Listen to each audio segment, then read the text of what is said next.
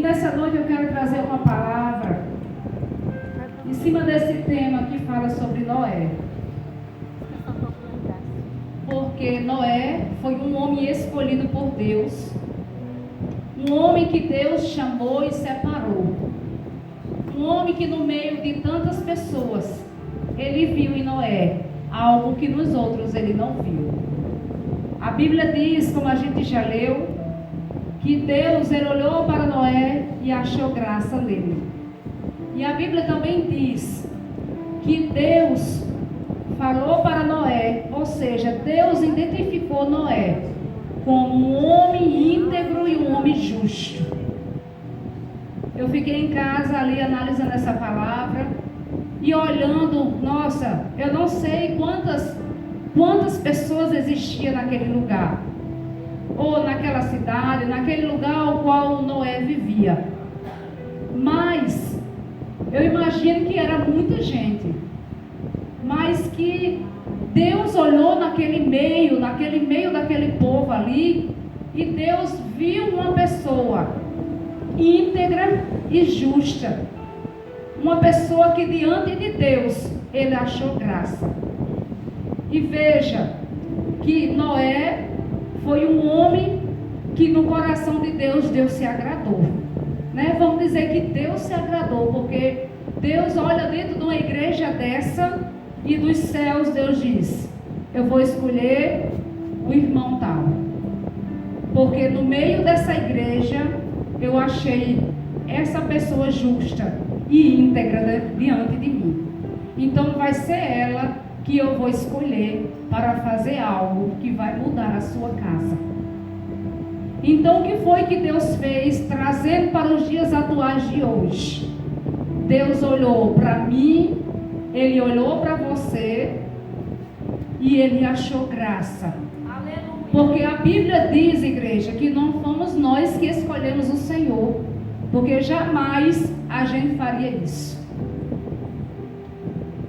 Mas a Bíblia diz que foi Deus que nos escolheu. E se foi Deus que nos escolheu, Ele olhou para mim e para você e achou graça.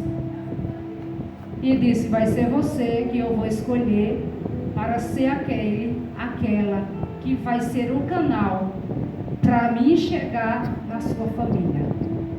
Porque enquanto você foi chamada por Deus, naquele instante você foi chamada com um compromisso, você foi chamada com uma missão de, através de você, Deus trabalhar na sua casa. Ainda que a gente diga para a gente mesmo, porque às vezes a gente fala: nossa, mas lá na minha casa somente eu fui chamada. Ou talvez você foi a segunda pessoa, a terceira ser chamada, mas se você observar, geralmente vem a primeira pessoa e se passa um tempo para que venha a segunda, a terceira, com muita oração, com muita perseverança, com muita luta, mas chega um dia que a gente olha e a gente vê que Deus trabalhou em mais uma vida na nossa casa. E a Bíblia diz que Deus chama Noé com essa missão. E Deus, ele dá uma missão para Noé, qual é? No versículo 14, aliás, você só vai escutar, eu vou ler. No versículo 11, o Senhor disse que a terra estava corrompida, estava cheia de violência, ou seja, estava de uma forma que não agradava a Deus. Chega um momento que Deus olha para aquele povo e Deus, ele se entristece, ele não se agrada. E a Bíblia diz que o quê? O Senhor vai e anuncia o que vai permitir no meio daquele povo. Vai permitir que todo aquele povo, eles venham ser retirados da terra. Aí a Bíblia diz que Deus, no momento que ele chama Noé, no capítulo 14, e ele diz: olha, Noé, faz uma arca de tábuas e de ciprestes, e nela farás um compartimento. E ele foi ensinando para Noé como Noé deveria fazer a arca. quando isso me chamou a atenção, sabe quando você lê um texto e você já leu várias vezes e naquele dia um ponto lhe chamou a atenção? Aí eu comecei a trazer para os nossos dias atuais. Eu comecei a trazer para a nossa vida hoje. Como é interessante quando Deus chama a gente e Ele nos direciona como é que vai acontecer na nossa vida. Nesse caso, Deus chama Noé e Ele dá instrução a Noé. Como Noé vai fazer. Primeiro, Ele diz para Noé, olha, Noé, você vai pegar, você vai fabricar, você vai fazer, construir uma arca. E a madeira, Deus deu o nome para Noé, vai ser essa madeira. Eu entendo que quando Deus disse eu quero essa madeira, Ele não disse que queria um outro estilo de madeira. Ele falou até as madeiras que Ele queria, a maneira que Noé deveria construir a arca. E se você vai observar, o primeiro instante que é citado o nome de Noé, é aqui no capítulo 5 e no verso 32, que é a primeira vez que se cita o nome de Noé e fala e detalha que a idade de Noé era de 500 anos. Aí eu fiquei lendo e eu fui pesquisar 500 anos. 600 anos foi quando Noé terminou. Aí eu fiquei pensando, se a primeira vez que foi citado o nome de Noé foi com 500, ele tinha 500 anos. 600 anos ele já estava na arca. Então, praticamente foi 100 anos para ele construir a arca. O presbítero está ali, a Bíblia. Depois ele vai me dizer. Então, foram praticamente 100 anos para construir a arca. Independentemente, eu fiquei pensando, se realmente foi 100 anos, eu fiquei pensando, nossa, 125. Então, olha o tempo que passou. Aí eu fiquei analisando, nossa, Deus chama a gente. E depois que Deus chama a gente quer que aconteça as coisas do dia para a noite. Noé foi chamado e Deus deu o quê? A direção para ele, para construir a arca. Que seria o lugar onde ele ia guardar toda a sua família. Aonde Deus estava dizendo para Noé, Noé, pega toda a tua família, os animais, os pazinhos dos animais, coloca tudo lá dentro e tu só vai sair de lá num tempo que Deus determinar. Por quê? Porque Deus disse para Noé, olha Noé, eu estou conservando a tua família, ou seja, eu vou dar continuidade, porque quando Deus faz uma promessa na nossa vida, ela dá continuidade, independente do que falarem ou do que anunciarem. Mas vai ser de acordo com o que a gente obedecer. Então o que foi que eu olhei aqui? Que Noé, quando ele foi chamado, Noé não foi reclamar. E nem ele não deixou de acreditar em Deus. Simplesmente Noé pegou tudo que Deus estava instruindo ele, falando que madeira ele queria, o que era que ele deveria fazer e colocar a sua família dentro daquela arca e fazer tudo certinho como Deus havia mandado Noé. E o que eu aprendo nessa noite e eu trago para a igreja é que quando Deus nos chama, primeiro ponto, a gente tem que obedecer. Porque quando a gente obedece e a gente faz como Deus manda, tudo vai dar certo. A gente vai ver a promessa, ela ter o quê? Ela ter continuidade daquilo que Deus já nos chamou. Ou seja, ela vai prosseguir e ela vai chegar na nossa família e na nossa parentela. Porque os projetos do inimigo, na verdade, era que no início a gente já nem chegasse até aqui. A gente já fosse destruído. Por quê? Porque na verdade a gente somos pessoas que pecamos, que erramos. Porque a gente não somos perfeitos. Mas Deus nos chamou. Mas Deus olhou para mim e para você lá no meio da sua casa e disse: irmão Robson, eu estou lhe chamando para que você seja um canal lá na sua casa. Para que através da sua obediência, das suas orações, da sua perseverança, você vê milagres acontecendo na sua casa, na sua família. E ele viver algo novo na casa dele. E ele começar a se alegrar e ver que Deus está trabalhando. Você pode falar nessa noite, sim, mas Deus destruiu aquele povo. Mas o que eu quero trazer nessa noite, igreja, é a direção de você obedecer o que Deus lhe chama a você fazer aqui na terra. Não é fácil, não é fácil. Porque Noé, certamente, naquele tempo que Noé começou a construir aquela arca, é claro que as pessoas não acreditaram que Deus ia trazer o quê? Um dilúvio e ia acabar com tudo. E aquelas pessoas, elas iam ser retiradas da terra. Então é a mesma coisa de hoje você pegar a sua casa, sua família, servir a Jesus e começar a ter uma vida de obediência e você começar a anunciar verdadeiramente o que Deus tem feito na sua vida. E o que acontece? Você vai viver uma vida com Cristo, uma vida diferente.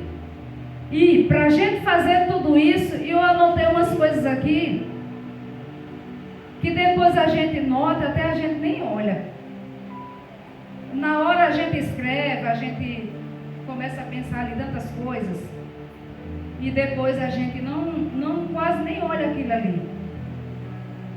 Porque na verdade, igreja, a base para uma família edificada na presença do Senhor, é o quê? Eu lembro muito daquela passagem onde aquele homem ele estava ali firmando a sua casa e tinha dois tipos de igreja ali.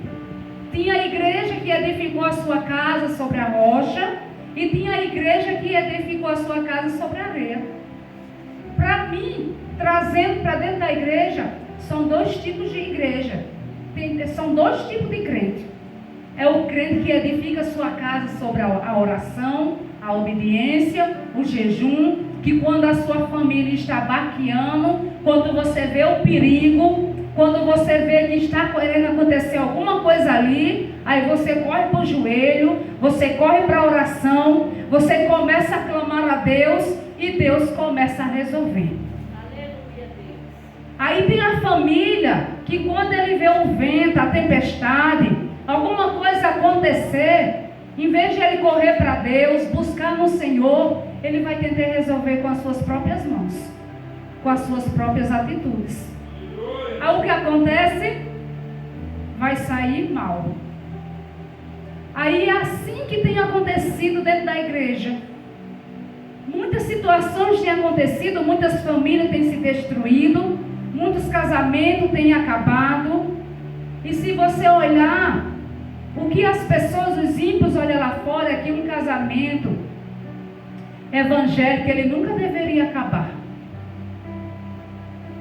Porque se nós temos um Deus que é fiel, um Deus que opera na nossa vida, então a gente estamos buscando a Jesus, é para quê? É para que a nossa casa seja edificada sobre a rocha. Aí você vai dizer, missionária, mas não é fácil. Eu sei que não é fácil. Até porque a Bíblia diz que Jesus falou que nunca seria fácil. Que aqui na terra nós iríamos passar por muitas aflições. Por muitos momentos difíceis. Mas o que a igreja precisa entender é que nós temos um Deus que é poderoso. Nós temos um Deus que opera na nossa vida.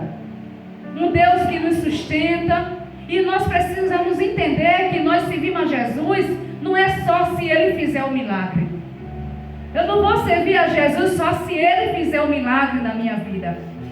Eu preciso servir a Ele porque eu entendo que Deus entregou seu único filho e morreu naquela cruz por mim e por você. E que nós estamos aqui nessa terra de passagem. Mas vai chegar o dia que nós não iremos mais ficar aqui. Eu estava ouvindo hoje o irmão falar, está acontecendo tanta coisa sobre a terra que eu fiquei até assim pensando, meu Deus, eu já vi tanto crente partir, eu já vi tanto crente ser levado, Meu Deus, em nome de Jesus, não me traz preocupação de pensar que o povo já foi arrebatado e a gente está aqui, misericórdia. Deus nos ajuda para a gente não ficar enganado, para que a gente venha se posicionar de verdade, para que a gente venha entender que a terra é passageiro, para que a gente venha andar aqui na terra sabendo que essa terra é passageira, igreja. Que a gente não venha se conformar com as coisas dessa terra, mas que a gente fique ligado no reino espiritual, que a gente fique. E o irmão hoje, a missionária Sheila conversando comigo, e ela falou assim: nossa, que culto abençoado lá na porta da irmã Neuza. Eu disse: foi mesmo, foi abençoado, tinha muita gente que eu nem pensei que iria. Foi uma bênção. Aí ela falou assim: a senhora tá bom de fazer uma aqui na sua porta, aqui na rua. Tem muita gente descrente aqui, missionária. Aí eu falei: é verdade, missionária, eu vou organizar e a senhora já vai preparando a palavra para a senhora pregar novamente. Aí ela ficou sorrindo, né? Aí disse: nós estamos aqui. Aí ela falou assim: é, missionária, é bom a gente fazer enquanto a gente está podendo, porque já chega na hora de não poder mais. Aí eu vi, passando lá, numa reportagem do pastor, ele contando assim, ó: quem tem 2 Bíblias? Quem tem 2 Bíblias aqui? Eu tenho mais de 2 Bíblias. Eu tenho mais de 2. Você tem 2 Bíblias? Você tem uma Bíblia? Tenho 2. Ah. 3. Aí eu quero dar um recado do céu para vocês nessa noite, para nós, igreja. Começa a ler Bíblia, viu? Comece a pegar a sua Bíblia, não cochile mais não, viu? Já está levando outra direção aqui.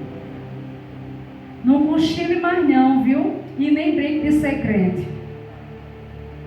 Tenha compromisso com as coisas de Deus, sabe por quê? Porque está chegando o dia, viu? Isso aqui sumiu. Não tem mais não.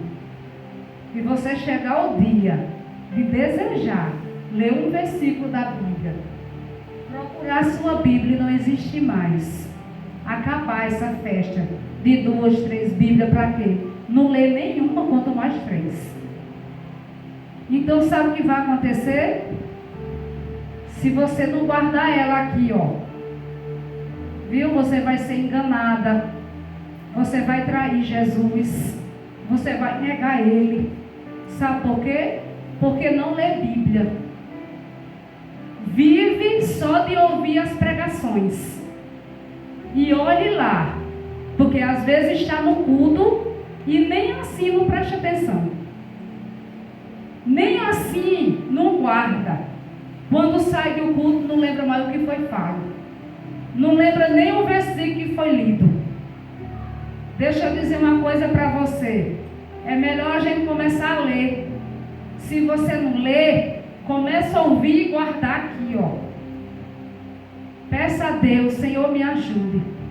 Porque vai chegar o dia que a gente vai querer e não vai ter. E esse dia, igreja, não está longe. Porque as coisas que vêm acontecendo sobre a terra, não é mais para você brincar de ser crente não, viu? É para você tomar posição de crente e de verdade seguir a Jesus como se deve seguir. Porque chegar o dia que a gente vai procurar. Hoje a gente ainda tem esse privilégio de olhar e dizer: ai, como eu queria uma Bíblia do pregador. Ai, como eu queria uma Bíblia de estudo. Mas a gente às vezes nem lê todas essas Bíblias. Mas nessa noite, igreja, nós como igreja, nós todos que estamos aqui, ó, igreja, não estou falando só para você que está embaixo não, porque todos nós aqui somos igreja, que a gente começa a se despertar para trazer isso aqui de verdade para dentro da nossa casa. Aleluia. Para viver de verdade isso aqui dentro da nossa casa, na nossa vida. Sabe onde é a nossa casa? É aqui dentro, ó. E quando ela estiver aqui dentro, a nossa casa ela também vai ser abençoada. Porque a gente vai ensinando e vai aprendendo. Às vezes a gente tira tanto tempo com tanta coisa, aleluia. Às vezes a gente chora por tanta coisa. A gente chora porque não deu certo aquilo. Porque aquilo ali não deu. Porque fulano não foi assim. Porque cicrano fez assado. E a gente às vezes esquece que o alvo da gente aqui é de verdade seguir Jesus. É de verdade fazer aquilo que Ele nos mandou fazer. Aleluia. É de verdade a gente estar ali nos pés do Senhor. Abrir de verdade o nosso coração e deixar Ele de verdade entrar, igreja. Para que a nossa casa de verdade ela venha a ser edificada. A irmã falou para mim, missionária, eu tenho tanto medo, missionária, de eu ficar. Eu tenho medo de ficar, missionária, porque, sei lá, às vezes eu penso que eu estou fazendo uma coisa e já estou fazendo outra. E eu tenho medo de ficar, missionária. Eu disse, a gente só devemos cada dia se examinar. Porque a Bíblia diz, examine-se o homem a si mesmo. Que a gente cada dia venha nos examinar, não precisa ninguém examinar a gente. Para que a gente venha fazer o certo. Os jovens, a gente, mulheres, homens, casal, aquele que está esperando, aquele que está servindo a Jesus, que ele possa aguardar no Senhor tudo, porque tudo será como Deus quer. Enquanto isso, vai fazendo aquilo que Deus te mandou. Os jovens, eu sempre digo, os jovens devem se despertar, buscar isso aqui, porque quando ele chegar o momento de dizer assim, é Jesus ou é o que o mundo vai te dar? Ele vai saber falar porque ele lê Bíblia. Ele vai saber se defender porque ele lê Bíblia. Ele vai saber dizer porque ele lê Bíblia. Inclusive eu estava assistindo um dia um programa ao qual era uma jovem de uma igreja e ela andava no meio de muitos jovens. E ela ia fazendo uma pegadinha com os jovens. Me diz um versículo da Bíblia que fala de amor, rapidão. Não vai ficar. Tudo crente, igreja. Era tudo crente, ela só foi de um jovem crente. Aí eles ficavam pensando. Não sei no momento, não estou lembrado. Na verdade não estava lembrado, às vezes não sabe. Por quê? Porque passa o dia inteiro e não lê a Bíblia. Ela ainda fez umas pegadinhas, que eu não lembro mais, que fala, tipo, algumas passagens que algumas pessoas citam, que eles acham que tem na Bíblia, mas não existe. Eu acho que não cai, é bíblico ou não? Não cai uma folha seca que não seja permissão de Deus. Aí é Bíblia ou não? Aí o jovem, sim, é Bíblia, é bíblico. Sim, exatamente esse. Se não vir pelo amor, vem pela dor, é Bíblia? Não. Eu acredito que você vai vir por conta das consequências do seu próprio pecado, do seu próprio erro. Está entendendo? Se Deus lhe chamou e você não vem, continua pecando, você vai vir um dia pelas consequências do seu próprio erro, da sua desobediência. Aí chega um dia que você não aguenta e lembra de Jesus, aí você volta. Mas ele queria aquilo para você? Nunca. Jesus, ele não quer o sofrimento de ninguém. Ele não quer o sofrimento de nenhum casamento. Ele não quer o sofrimento de família. Ele não quer ver ninguém sofrer. Mas o que acontece é que muitas consequências de coisas que a gente já fez, coisas que a gente continua fazendo, aí vem a consequência daquilo que você fez. Às vezes você está sendo perseguida, mas aí a gente tem aquela coisa. Eu estou sendo perseguida porque estou fazendo a obra de Deus. Não. Porque às vezes o que a gente está fazendo não dá nem para ser perseguida de tão pouco que é.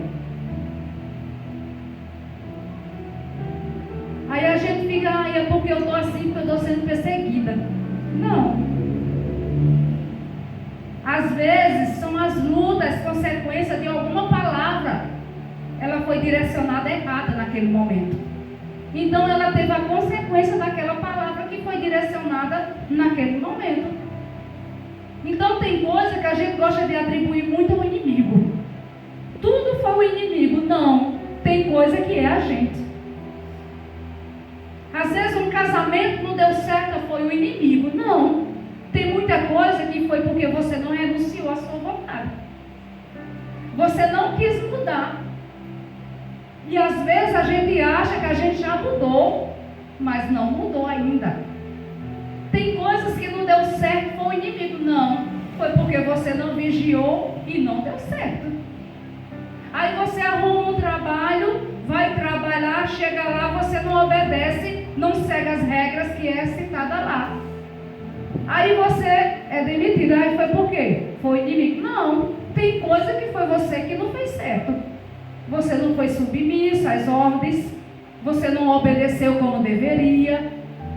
É a mesma coisa, igreja. Tem coisa de verdade que o inimigo se levanta para atrapalhar. Mas quando Deus está no negócio, é seu. Ele pode fazer o que fizer, mas vai voltar para as suas mãos. Vai acontecer o que acontecer, mas vai ser seu. Porque de verdade ele vai se levantar. Você está ali obedecendo, tentando fazer, ele vai se levantar, mas o que é seu. A família que Deus lhe deu é sua. Você vê que muitos projetos ele se levanta juntamente com algumas atitudes da gente.